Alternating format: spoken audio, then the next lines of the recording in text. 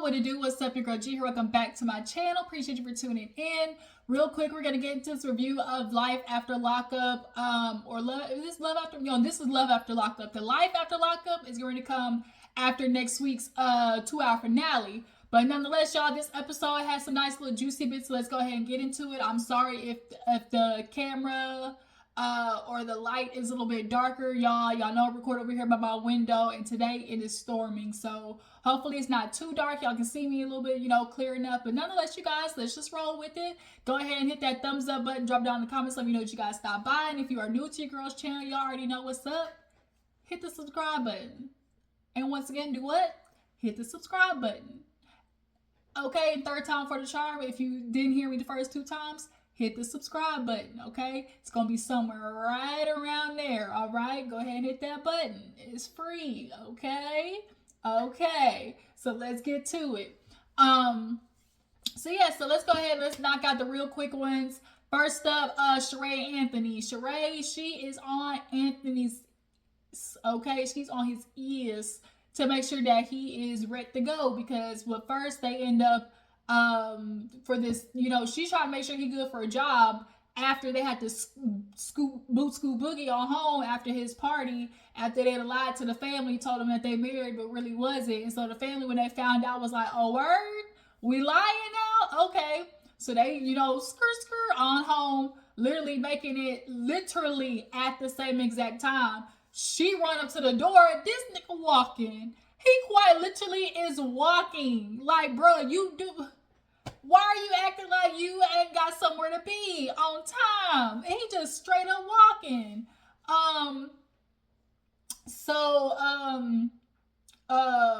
The next day, she wants to do like the fake, the mock interview. And so she's like, come like you really would. He, you have your resume, here you go. And it kind of slapped the hand. And she like, bro, is this really how you gonna act? And he's like, man, no. He in confession, she part of HR. She loved trying to throw her tricks out there and loved throwing her, her moves out there or whatever. And it's like, I think Sharae just wants so much out of him and expects so much out of him that it's like she's real pushy with it. But I think her approach is just a little too heavy-handed, if that's the word. Yeah, that's the way I'm putting it. Her approach is just a little heavy-handed, especially for a man that literally just got out of prison. Like, you're gonna have to approach this a little bit different. But I know her intentions are good. But that little mock interview, no, he all nonchalant with it. She asked him, oh, what did you do there? He's like, he's down there on the paper. And it's like, bro, like, you don't have no personality, no nothing. But I think he was just doing that because he really don't feel like doing this to Sharae. But Sharae caught it. She was like, I am a person who's very detail oriented, and I, am a problem solver. And, I feel like that might cause us to kind of bump heads down the road. And girl, I think so too. Moving on. You guys, Mikey is working on the family farm, living life while Chelsea's back in Oklahoma. He's making his ends meet. Come to find out, he got a inmate friend that literally just got out, a week ago, that came to see him. Turns out they was bunkmates, and he was actually the dude that, like, saved him, essentially. Like, every time the cops are trying to move around on his stroke, he was like, no, like, get my bro some help. And so they end up bringing up this conversation about Chelsea, and he was like, yeah, like, she had $5,000, and I'm asking her, about it, and she gets mad at me. And it's like, Chelsea has this concern of like, oh, he tried to take me for a spin, and every time he asks about money, it's for negative reasons. But Mikey's like, I'm just like, if I'm getting ready to be your dude, then I want to know where $5,000 come from. Like, especially the fact that I'm on parole, like, I can't be around nobody who's in the mess. I can't, because if you get caught up, I'm next. They're gonna be waiting for me. I gotta wait for him outside like this, like, because you done got me caught up in it. So he's like, I don't know if she got doing something illegal. I don't know if she got like sugar daddies. I don't know what, but they showed the thing of like Chelsea getting upset when he was asking like, where did you get the money from? And she's like not telling him. Chelsea has been in very traumatic relationships at the end of the day. That girl, I don't want to say damaged, but she's going to have a lot of PTSD in her relationships, especially if she was in a financially abusive one. And that's what it's looking like. And not only was it a financially one, it was mentally, emotionally, physically, all of the things that you can think that was, bad in the relationship happened to her. So having Mikey actually probably genuinely care about like, okay, how to take care of her, she's going to be very resistant to, because you typically are when you've only had a string of terrible relationships. Somebody actually genuinely caring for you and being good for you almost puts you on the defense. And it's like, yeah, okay, he asking about your money, but like, if I were to ask somebody like, oh, you got $5, oh, where'd you get it from? And they were acting all weird about it, it would make me feel like I want to inquire even more, So they talk about meeting the dad. He's got to go to Oklahoma to meet the dad. And the friend was just like, look, you see any red flags? Come on back. And so he ends up going to tell his daughter, go to see his daughter. The baby mom, she don't want to see Mikey. So I'm interested in that situation. What happened with Mikey and the baby moms? Okay. But, he gave his daughter a beautiful bracelet a necklace. And she's like, I don't want you to get married. He's like, why? And she's like, because then you're not going to, like, she's telling the producers, like, she had a little segment, I don't want him to get married because then he's not going to have all his attention on me. And it's like, of course, we know why. Like, obviously, she lost her dad, didn't have him for 4 years. Like, she clearly is a daddy's girl. So it's just kind of like the thought of him getting married or having another woman in his life, she's just singing as like, oh my God, you're being taken away from me again. But he's like, I'll be back in 2 weeks and, I promise to make it up to you by like, you letting you stay all week at the house and stuff like that. So yeah, it was a little sad moment, but like, I love seeing Mikey and his daughter's relationship, and he's trying to figure out how to balance it, because for him, he's like, dang, like if I do go to Oklahoma, I'm trying to find this balance of being with my wife, but also having a daughter in another state, like, that's going to be a lot of weight on his shoulders. I'm trying to figure that out. But moving on. Melissa and Louie. So Louie is going to, he thought, get his teeth fixed, okay? He thought he was going to go over there, come out with a brand new smile. But come to find out, the dentist spot had the pipes broken, so they couldn't do nothing. So they're like, you can wait, while we get it figured out, And so he ends up calling Melissa. And he's like, I'm here at the place. She's like, oh, really? He's like, yeah, something's wrong with the pipe, so I'm just going to have to wait here and then go back. And she was like, go back by yourself? And he was like, what? What does that got to do with anything? He's like, no, like, I came with my mom. Like, he's like, you're not here, so I came with my mom. Of course, the mom piped up in the background, yeah, I'm here, Melissa, because you're not. And she's like, because I have work, or so we thought. She told him,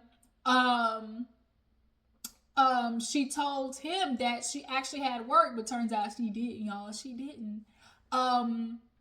Yeah, she actually didn't have work, but she worried about who he going with. But girl, if he was getting ready to have dental surgery, of course he has to go with somebody who's going to drive him back. So 9 times out of 10, that was going to be his mom. Who else did you think it was going to be? So because he in the middle of Melissa and his mom going back and forth over the phone, he takes the phone outside.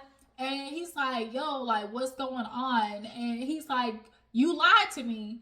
And so she tried to change the subject, like, oh, I just thought you were going to be more of a man than this. He's like, what do you mean, like, be more of a man? Like, I don't know what you mean. She's like, I just thought you were going to come out and have everything handled. And that's the problem with you, goddamn.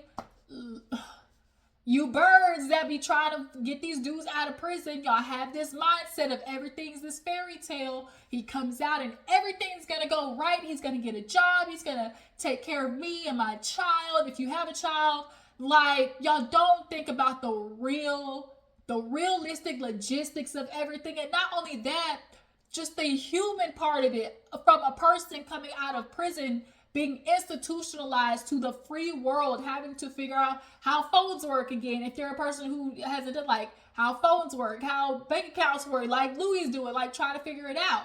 But, he's got to figure that out. And because he's not necessarily doing it, quote unquote, on his own, Melissa feels like, oh, he's not man enough. You're not the man in the relationship. I'm the boss and you're not the boss of the relationship.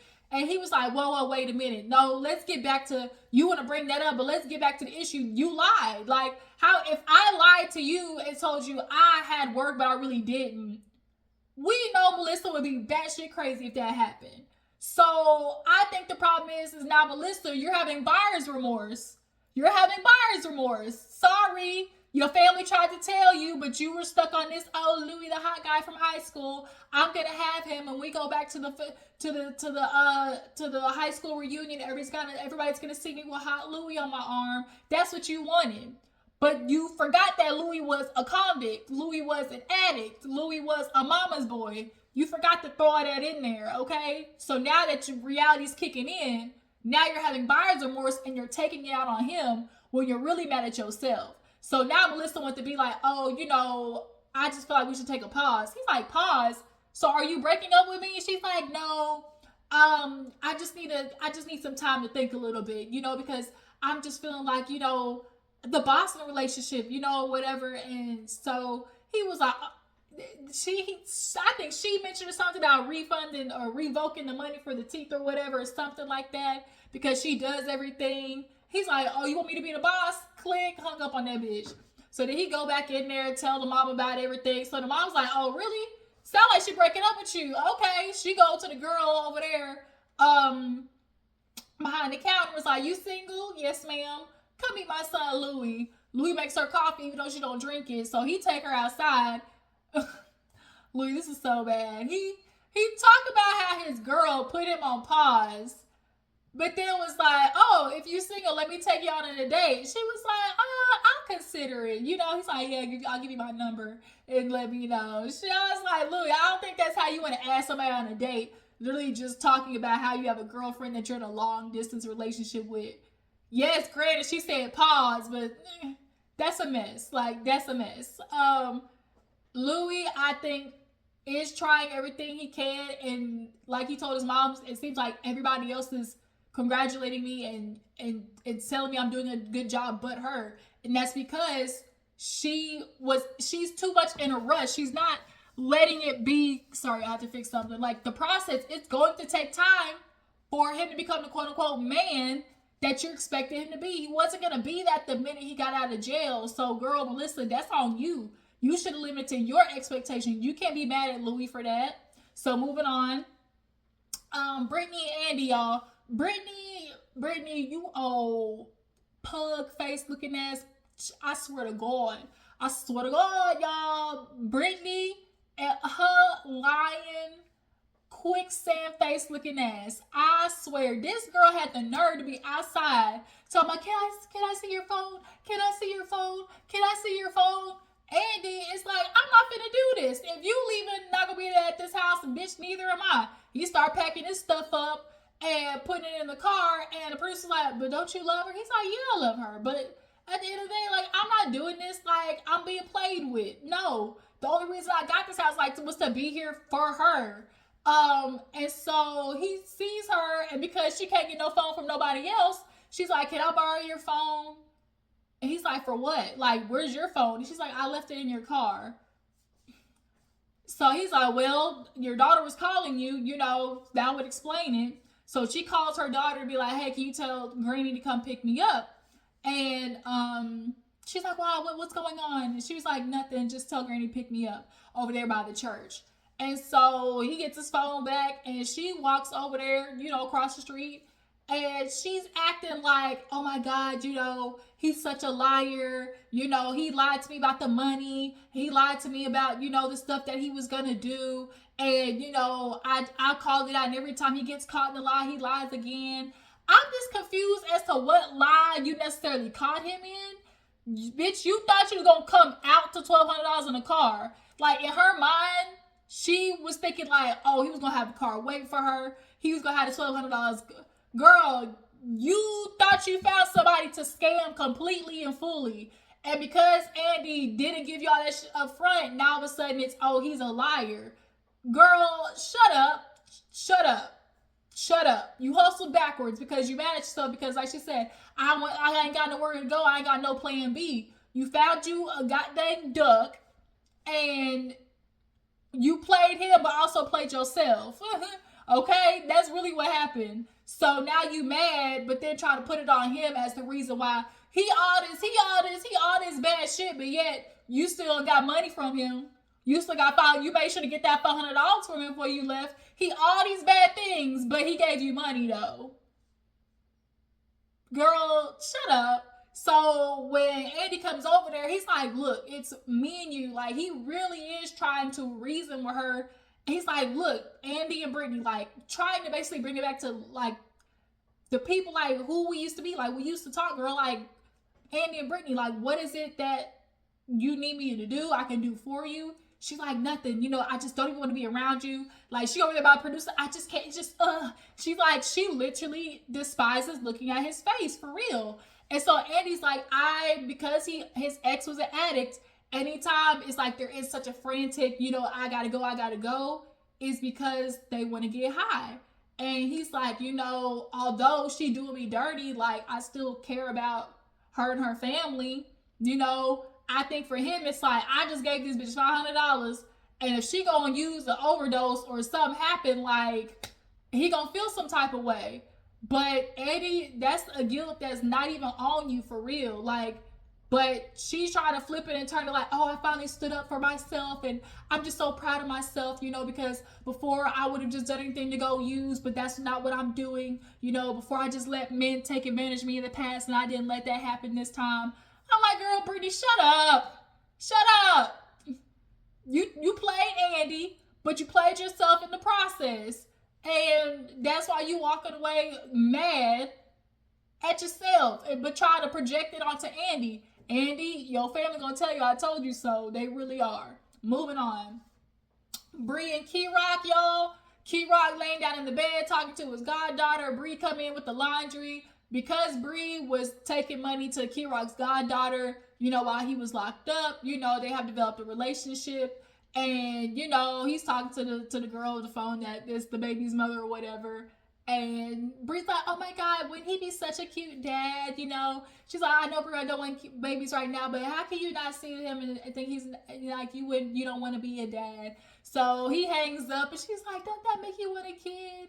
And it is pissing Kerok off. Literally, she can't even say the word baby. She can't even be like, irritated already. Kerok irritated. And so he's like, I'm really getting mad right now because you keep bringing it up. Like, we already talked about, like, you know, the deal was essentially like, okay, I'll go hear out the doctor. And after that, we going to kill the baby conversation for a little bit. But for Bree, it's like when she sees little moments like this, of course, it's like making her ovaries spiral into effect, you know? It's making the ovaries go crazy. So she's like, babe, yeah, that's all I'm saying. I'm not saying babies right now. That's not what I'm saying. All I'm saying is understand that it's a process. And he wants to say, well, if anything, it made me not want babies even more. And she's like, what? And he was like, yeah, you know, marriage. She's like, but that's not what marriage is. Marriage is all, you know, the plan that we made. He's like, that's not what marriage is. Marriage is about the two people, not like the kids. You know, there's married people who don't have kids, you know, whatever. And so he's like, yeah, going to the doctor made me think about it, like, made me want it less. And so she's like, what, so you say you don't want kids? He was like, maybe, like, I don't know. You know, now I feel like I don't. And so now Bree's upset because at the end of the day, Kerok, as much as you know, hearing, okay, you possibly have to get off the medication and all that type of stuff like that. The truth is, if you want a biological child, that's the steps that it's going to have to take. And that's what Bree's trying to get you to realize. If you want a biological child, that's the sacrifice that you're going to have to make. But if not, okay, that's what it is. But also, you can't get mad at Bree because I guarantee while you was locked up, you was acting just like a nuke. Tell her all types of, oh, babe, we're going to be a family. Oh, our kids going to be cute, you know. We're going to have a family together. I know you was giving all that woo-woo talk. So you mad at Bree because you now shattering this fairy tale that you created for her. And she has the right to be upset if you now decide, oh, I don't want kids, because that's not what she signed up for. Moving on.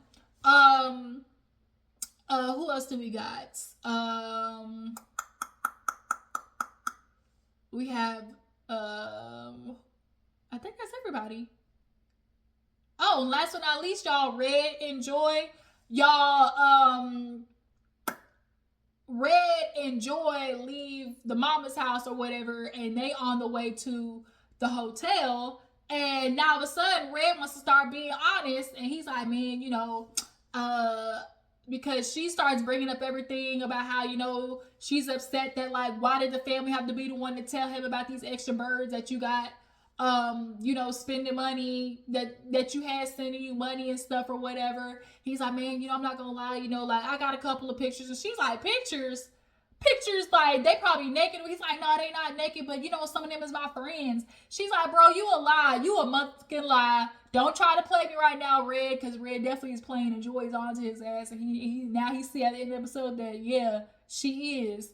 Long story short, she crying and everything. She's like, pictures. And she's like, I'm so sick of you on the phone, because he always on the phone.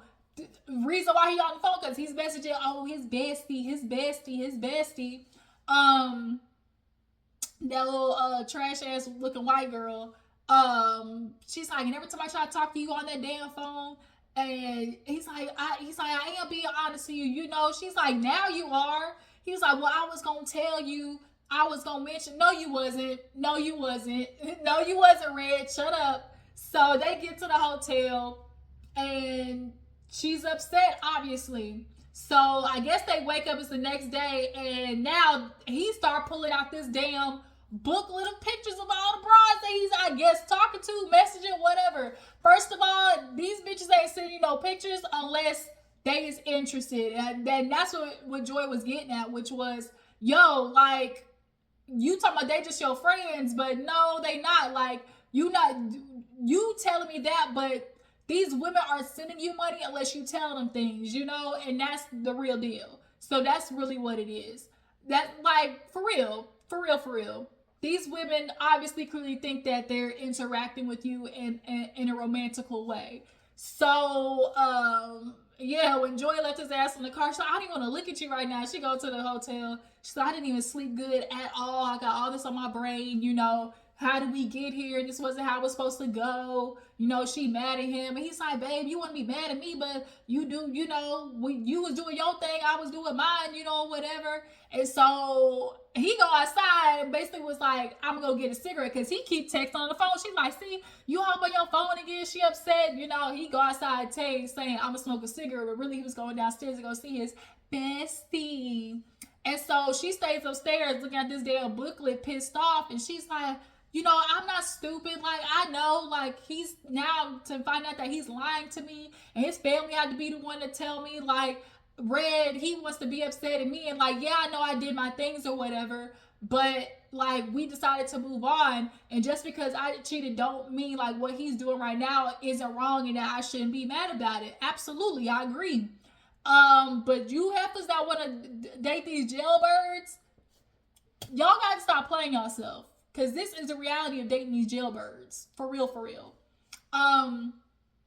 So yeah, she upstairs crying while Red decide he want to go see his bestie, Oh yeah, that's bestie. He hugged her. She wrapped her legs around him. He's like, man, let's go, let's get in the car.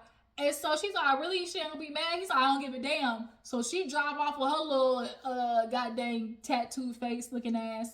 And they go over first to the gas station. So now Joy is ring ding dong, ring a ding in his phone, and he not answering. Okay, so they go over to the gas station. So she's like, oh, he not answering, man, fuck this, like, I'm gonna leave. So she goes downstairs, packs it up. She's like, well, he can't go nowhere, like, he knows all the places. So she actually goes to the gas station, but where they were parked, she couldn't see. So they see her, but she don't see him. So he's like, man, drive off. And so they're like, man, she crazy. Of course, man, she crazy, And they end up leaving. And so she calling him up, but he ain't answering. Because why?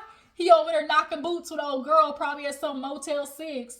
And he's like, man, I threw my phone on the other bed, while I was busy. And so they were like, did you have sex with her? He was like, man, yeah. He was like, I just needed to get it out my system. Not that it was revenge, but I wanted to get it out my system. Boy, whatever. So she's driving. He finally picked up the phone. And he lied, say he had his mama house. And so he tell the girl her again, we gotta make it to my mama's house before she get there. So he ended up being there before Joy was, but by the time she get there, she like, get your you got 1 minute to get your I'm leaving. I'm going to New Mexico. I'm not doing this. Like, why would I bring you here and I can't even trust you? Like, why would I bring you back to New Mexico? Like, I literally, you've been lying to me. I can't trust you. You've been talking to these other women. Like, no, I'm not doing it. So he's like, man, open the door. Man, open the door. Da, da, da, da. So she's like, you got a minute to get your shit and get out. And so he was surprised. She actually put his stuff on the damn sidewalk and drove off. And literally at the end, he was like, man, you know, like, I'm actually surprised because usually Joy, she give in. That's what he said. He's like, usually Joy, she give in. So the fact that she didn't, you know, she driving off, you know, like, man, you know, you know, it's messed up. That's so crazy. Like, I really didn't think we'd be here. That's what these dudes do. They feel like they can do a woman wrong because she gonna take him back. And Joy said, not this time. Not on my watch, okay? And so that's what episode ended, you guys. So, life after lockup. Y'all tell me how you feel about the episode. Do you guys feel like Melissa is having a little bit of buyer's remorse with Louie? As far as Red and Joy go, do y'all feel like Red is entitled to do what he's doing because of what Joy did while he was locked up? As far as Sharae and Anthony, you guys feel like Sharae might run Anthony off when it comes to how she's acting with him or not? I appreciate you for tuning in. Follow me on Instagram and Twitter. I will catch you guys later.